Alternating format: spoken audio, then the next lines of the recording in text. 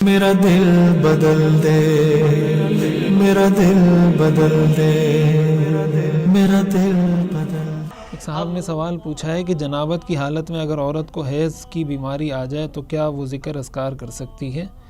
جنابت اور حیض کا ایک ہی حکم ہے، جو حکم حیض کا ہے وہی جنابت کا ہے۔